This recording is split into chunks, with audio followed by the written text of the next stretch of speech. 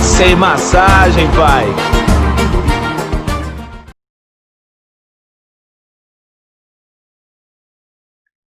Foi. Bom dia, boa tarde, boa noite. Não sei que hora você vai estar assistindo essa aula no meu canal do YouTube, o canal do Rod Brito. Seja bem-vindo, seja bem-vinda.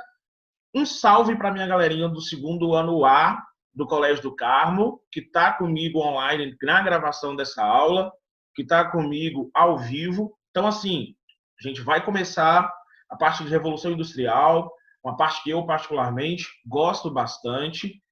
E para a galerinha que está ao vivo aqui comigo, a galerinha do segundo ano A, tendo alguma dúvida, só mandar no chat, ou pode abrir o microfone, falar, saiba que sua voz vai estar sendo gravada para o meu canal do YouTube. Mas, de qualquer forma, vamos começar essa parte de Revolução Industrial e vamos entender, logo de cara, uma seguinte problemática, tá? Bom, nós estamos indo de uma série de transformações dentro da Europa, uma série de transformações dentro do continente europeu. Na sequência, nós analisamos as revoluções inglesas, puritana e gloriosa, vimos as duas principais consequências, a ascensão da burguesia ao parlamento inglês e o princípio básico de uma monarquia parlamentarista. O rei reina, mas não governa. Quem governa? O parlamento. Logo em seguida, analisamos o iluminismo, vimos as bases teóricas do iluminismo na questão política, social, cultural, econômica. Analisamos essa conjuntura de transformações das ideias do movimento iluminista e seus principais teóricos e filósofos. Agora, vamos para a parte de Revolução Industrial, tá? Essa é a apresentação, e aí, para a galera que está acompanhando comigo com o material do Colégio do Carmo, chegou mais uma galera, acredito. Deixa eu só repassar aqui, galera que está comigo online. Então, a Isabela, a Ingrid, o Caio, o Eduardo, a Mariana, o João André, o Guilherme, o Pedro, a Júlia e o Lucas. Um salve para geral, para a galerinha que está comigo online aqui ao vivo neste momento. E está na sua apostila na página 77, tá? Se você observou, não sei, mas num determinado momento eu vou ter que parar essa apresentação de slides, porque essa apresentação ela envolve século XVIII e XIX, e na sua apostila, esse ideal revolucionário do XIX, para quem está comigo no material do Carmo, só vai vir na apostila 2, na apostila da segunda etapa, tá? Bom, feitas essas observações, começamos na seguinte questão. Revolução industrial ou evolução industrial. É algo que a gente precisa entender. Nós tivemos uma revolução no sentido de reestruturação, inclusive de costumes, ou nós tivemos apenas uma evolução do processo produtivo? Essa é uma análise que nós precisamos fazer nesse início. E para a gente fazer essa análise, eu vou levar vocês de volta comigo lá na Idade Média. Não precisa nem anotar se você não quiser. Eu só quero que você entenda o processo, mas eu vou voltar com você na Idade Média. Eu podia voltar antes, mas eu vou voltar na Idade Média por quê? Porque num primeiro momento, no processo de produção, e isso surge desde a pré-história, passando pela antiguidade, mas eu vou usar a Idade Média como base. Num primeiro momento, o processo produtivo ele se baseia no artesanato. Ok? Então, eu vou ter uma primeira organização ali dentro do processo artesanal de se fabricar objetos, utensílios. No artesanato, e aí se você lembra lá do período medieval, eu vou ter o mestre artesão, eu vou ter o seu aprendiz, que vai aprender com ele as etapas do ofício, e eu vou ter os jornaleiros, que são aqueles que trabalham por jornada de trabalho, por dia de trabalho, ok? Mas que não são passados para esses jornaleiros, os segredos do ofício. Geralmente, predominantemente, no sistema de artesanato, a produção era manual e familiar.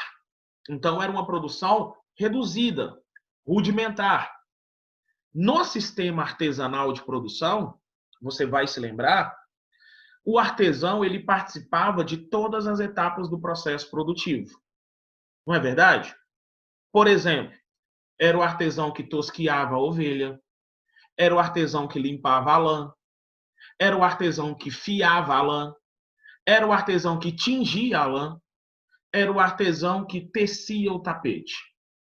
Ou seja, o artesão estava presente e tinha o conhecimento de todas as etapas do processo de produção.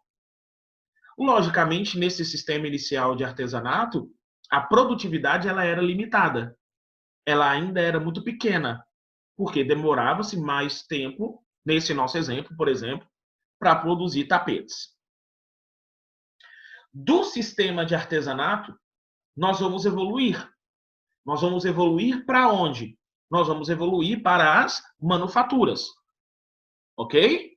Nós vamos evoluir para as manufaturas. No processo manufatureiro, eu vou ter um aumento do processo produtivo. Por quê? Porque eu vou ter, inicialmente, uma divisão das atividades no processo, uma divisão das tarefas. Aquele trabalho que era basicamente familiar vai ver se ampliar o número de trabalhadores envolvidos no processo de produção. Então, agora, no sistema manufatureiro, o nome mesmo já diz, o sistema continua sendo ainda basicamente manual, mas nessas manufaturas eu vou ter uma reorganização do trabalho. Eu vou ter o funcionário responsável por tosquiar a ovelha, o funcionário responsável por limpar a lã, o outro funcionário responsável por fiar a lã, outro responsável por tingir a lã, e um setor ou alguns funcionários responsáveis por tecer o tapete. Perceberam? Eu vou ter uma evolução. Eu vou ter uma fragmentação, uma divisão de tarefas, e agora eu vou ter uma especialização. O cara que tosqueia a ovelha, ele pode não saber tecer o tapete, mas ele faz parte de toda a cadeia produtiva. O trabalho dele também é fundamental dentro desse processo. E, logicamente, executando uma única tarefa, a produção vai se ampliar. Então, eu vou sair de uma produção limitada do sistema artesanal para uma produção mais ampliada no sistema manufatureiro. Tranquilo? E aí, no século XVIII, eu chego à implementação do sistema de maquinofatura. As máquinas começam a ser empregadas no processo produtivo. Que seja uma descaroçadeira mecânica, que seja uma máquina de fiar mecânica. Entenda, o processo de produção a partir da utilização de máquinas começa a gerar um aumento exponencial da capacidade produtiva. É claro, tem consequências positivas e tem consequências negativas nesse processo. E nós vamos analisar justamente todas essas demandas, todas essas problemáticas. Porque ao mesmo tempo que aumenta a produtividade, ao mesmo tempo que diminui os custos, ao mesmo tempo que aumenta a margem de lucro do dono da fábrica, da indústria, diminui os postos de trabalho, precariza as condições de trabalho, diminui os salários, padroniza os produtos que passam a ser fabricados nesse momento. Então, assim, esse processo de implementação das máquinas, que nós chamamos de revolução industrial, é ao mesmo tempo uma evolução do processo produtivo e uma revolução de costumes, tanto na questão social, quanto na questão econômica, quanto na questão política. Então, na verdade, a problemática não é uma revolução ou uma evolução, não. A grande questão aqui é uma revolução e uma evolução. Não é ou, é e. Ok? Então, qual é o conceito básico de revolução industrial? Olha o conceito básico aí. Processo de transformação das manufaturas em maquinofaturas, iniciado na Inglaterra, no século XVIII, consolidando o capitalismo e o poder da burguesia. A burguesia já tinha chegado ao parlamento, já tinha chegado ao processo de condução política da Inglaterra, e agora, com a maquinofatura, com o início da Revolução Industrial, a burguesia se consolida de fato no sistema de capitalismo burguês dominante naquele momento. Então, esse é o conceito básico. Um outro ponto importante. A partir da Revolução Industrial, eu vou ter a consolidação de dois grupos complementares e rivais ao mesmo tempo. Que grupos são esses? De um lado, a burguesia, a dona das fábricas, a dona da matéria-prima, a dona dos meios de produção, e do outro lado, o trabalhador, o proletário, o operário, dono da força de trabalho. São complementares, porque um precisa do outro, mas são rivais, porque os interesses são diferentes. O da burguesia, ampliar seu lucro. O dos trabalhadores, melhorar as suas condições de trabalho, seu e da sua família, por meio do aumento salarial e de outras problemáticas. Então, se consolidam dois grupos aí, socialmente falando, nesse contexto, que vão ser grupos conflitantes, historicamente falando. Um outro ponto importante, ainda nesse primeiro slide. Olha o segundo tópico, hein? Esse processo não aconteceu ao mesmo tempo, nem da mesma forma, para todos os países. Isso é muito importante. A Revolução Industrial não foi um processo homogêneo, foi um processo heterogêneo. Ou seja, houveram momentos de desenvolvimento diferentes para os vários países que se industrializaram ao longo da história. Vamos comparar? Para a gente ter uma noção clara disso?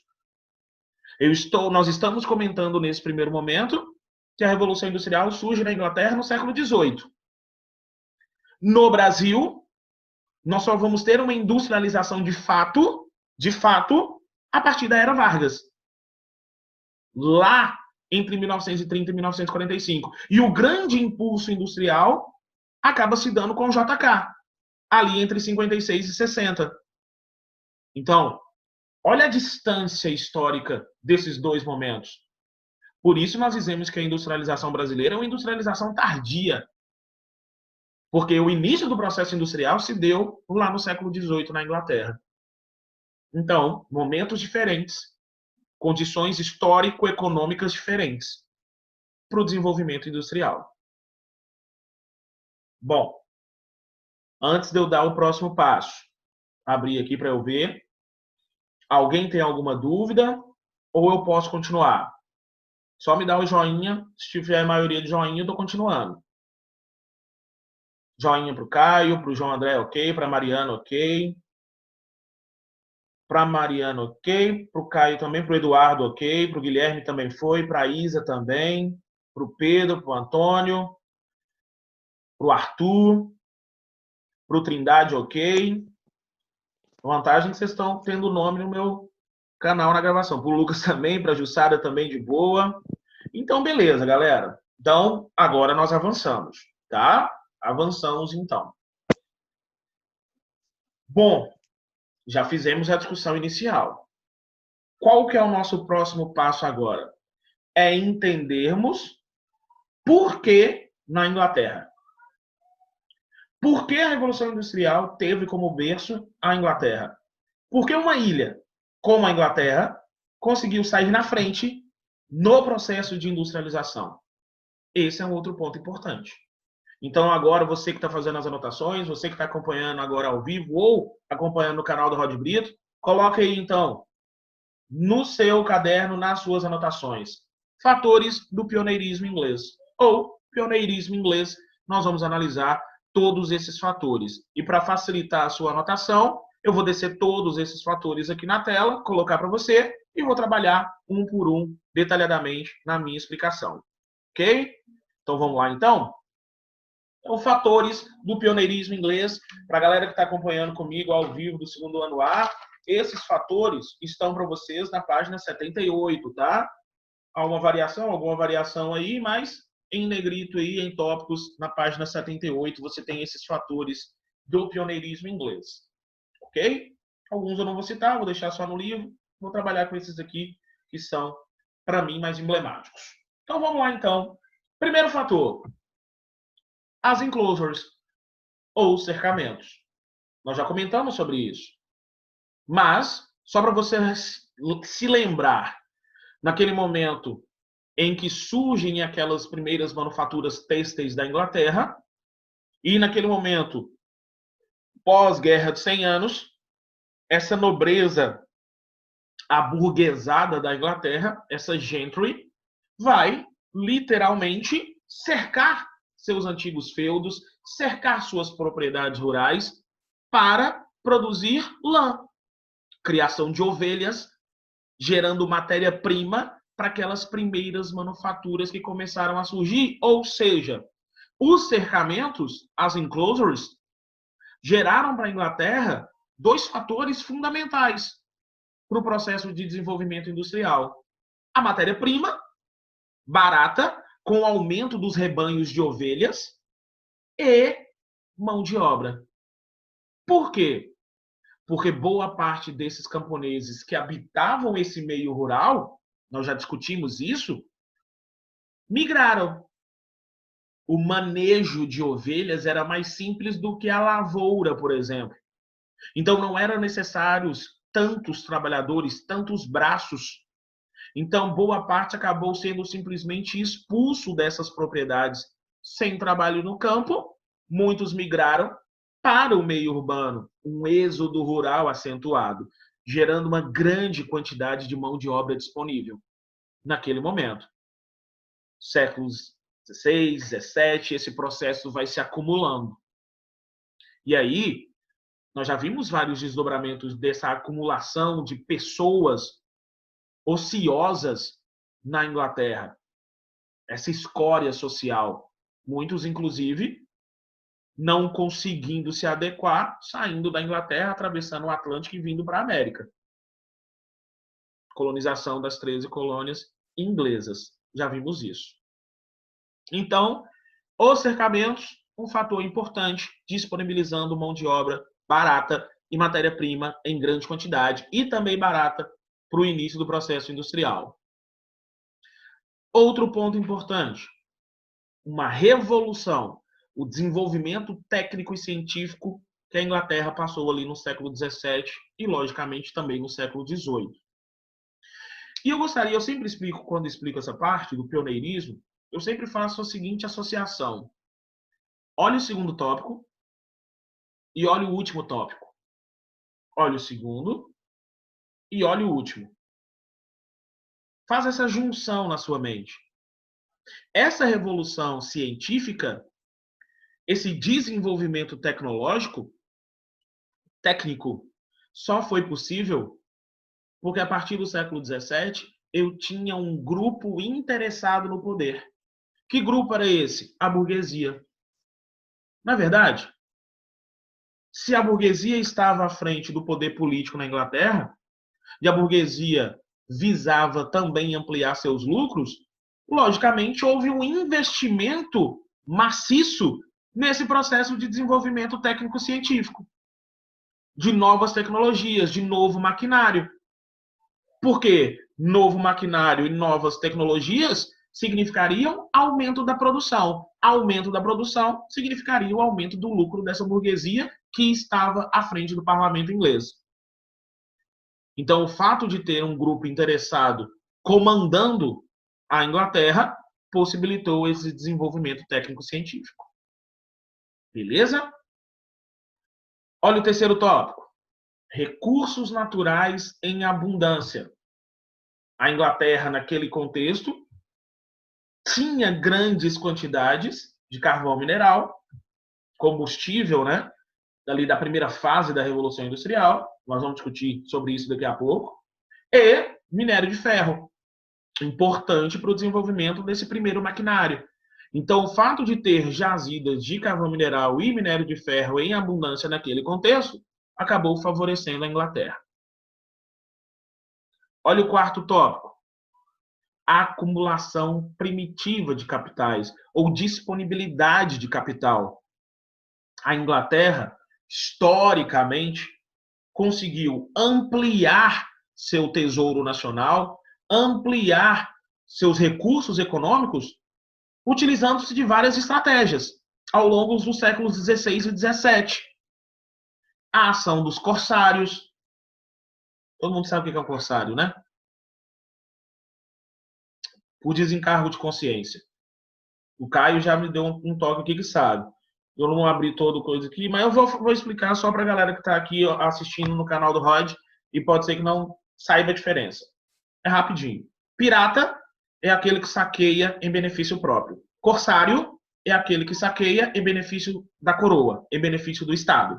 Então, a ação desses corsários, por exemplo, durante o reinado da Rainha Elizabeth I, foi muito importante, saqueando, por exemplo, galeões espanhóis de Filipe II e acumulando para o Estado inglês esses recursos econômicos.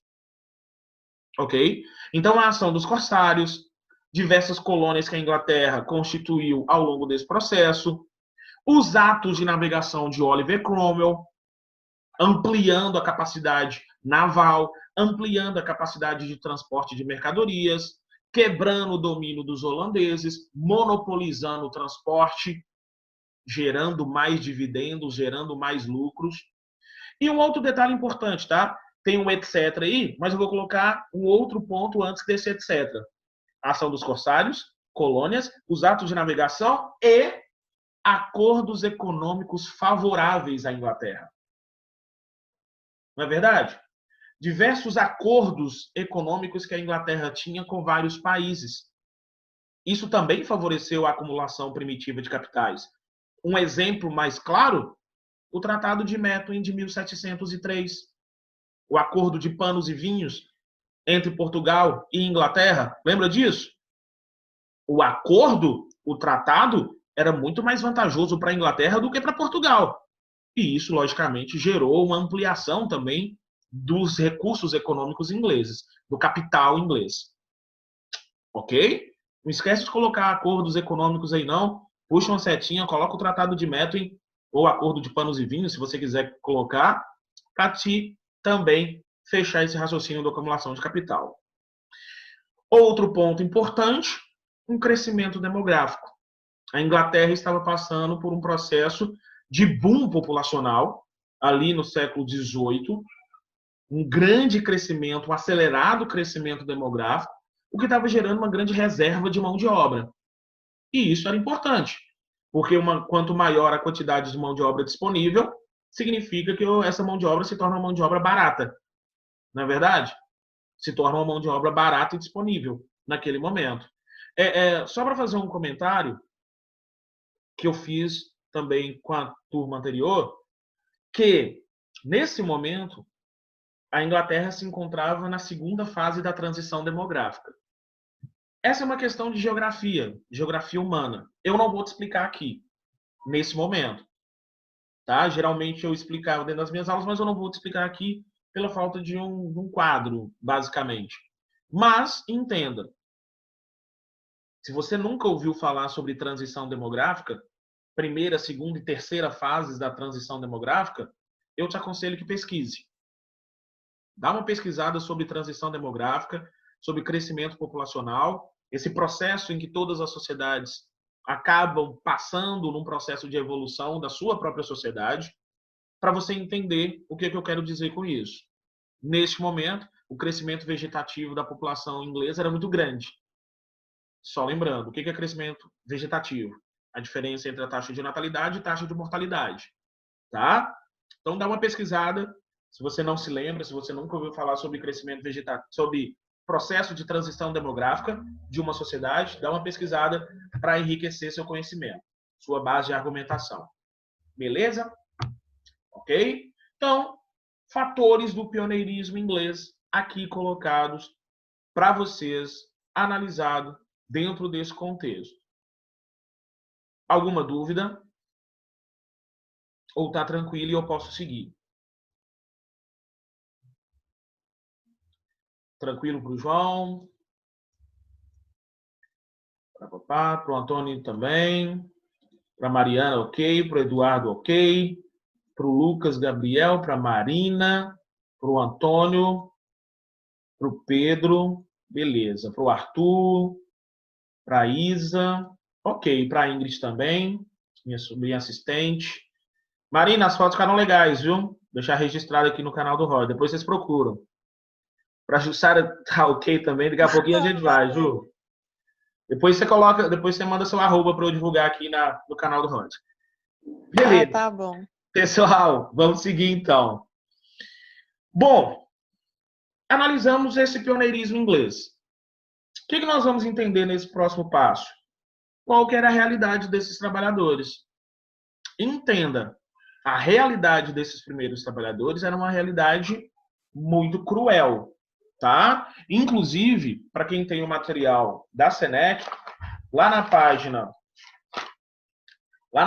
84, você vai ter uma análise no 5.2 sobre o cotidiano dos trabalhadores, tá? É interessante que você faça essa leitura já agora no início, tá? Página 84, 5.2, o cotidiano dos trabalhadores. Então, extensa jornada de trabalho, jornada de 12, 14, 16 horas diárias, sem pausa ou pausa mínima, né, para comer alguma coisa, para tentar aguentar e sustentar todas essas jornadas que não incluíam descanso semanal remunerado, não havia isso, né? Então era de segunda a segunda todo esse processo. Não haviam leis trabalhistas, né, nesse primeiro momento. Então, assim, além das extensas jornadas de trabalho, esses trabalhadores eram submetidos a precárias condições, fábricas mal iluminadas, mal ventiladas, com péssima higiene, né? Havia uma predominância, vocês, para quem está com o material da Senec, está vendo aí na foto, havia uma predominância de crianças e mulheres dentro desse processo fabril, nas primeiras indústrias, e faz sentido, né? Porque agora, teoricamente, quais são as funções? Puxar alavancas, apertar botões, girar engrenagens, e isso uma criança ou uma mulher conseguiriam fazer por 1/3 ou 1/4 do que receberia um homem adulto. Além de outras funções que eram reservadas a crianças e mulheres, como, por exemplo, o trabalho nas minas de carvão, né? Buracos muito estreitos que um homem adulto não conseguiria entrar. Então, as crianças e as mulheres executavam essas funções, passando, por exemplo, 12, 14, 16 horas agachados, né, de 4, extraindo carvão mineral. A vida média, né, de uma criança, por exemplo, nas minas de carvão mineral era de 6 anos, 5, 6 anos no máximo. Então, se começava a trabalhar ali aos 7 anos, aos 12, já estava morrendo, né? Além dos gases tóxicos, a possibilidade de desabamento. Além disso, castigos físicos, né, eram submetidos, as mulheres submetidas a constantes assédios, né, violência sexual, né, e se sujeitavam. Muitos devem estar pensando, por que se sujeitavam? Se sujeitavam porque ou enfrentavam isso ou morriam de fome, né, dentro daquela realidade. Então, castigos físicos e a exploração desses grupos eram constante no cotidiano desses primeiros trabalhadores. Então, só depois de muito tempo, depois de muita mobilização e muitas lutas, logicamente, as leis trabalhistas ou as condições de trabalho acabaram melhorando. Ok? É importante a gente fazer essa análise. Bom, estamos chegando à parte final da aula e estamos chegando num momento importante.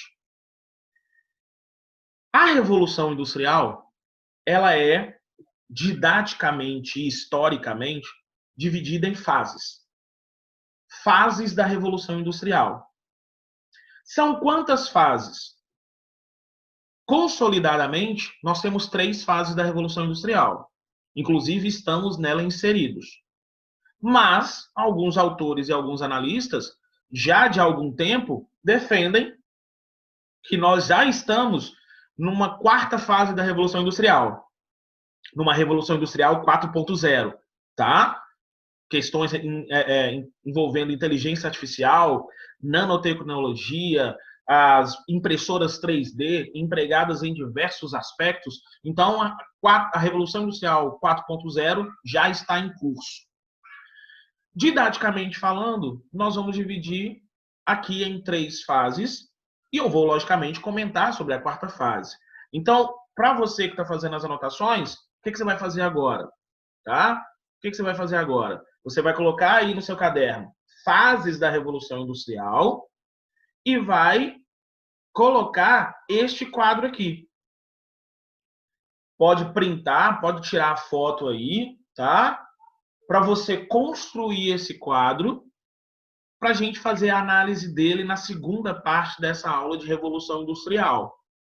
Então, para a galera do segundo A que está comigo aqui ao vivo agora, nós vamos ver esse quadro detalhado já na aula de amanhã.